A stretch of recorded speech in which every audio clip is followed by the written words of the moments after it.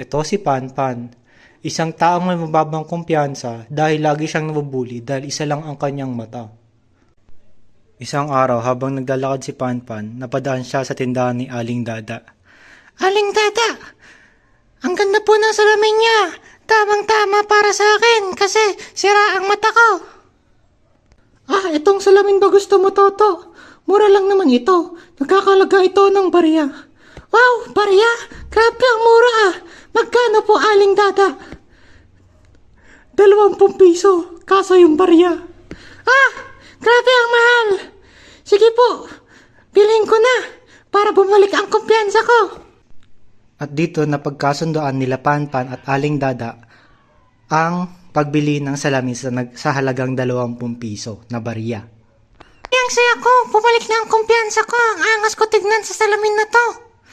Maraming salamat, Aling Dada. So sa napanood nating video ay makikita natin ang elements ng contract of sale.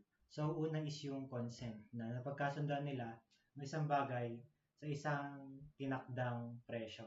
Ang next is ang object.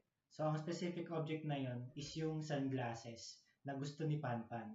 So ang next is certain price. Napagkasundoan nila Panpan at Aling Dada na bilhin ni Panpan ng salamin sa halagang 20 piso na barya. So yun lang. Salamat.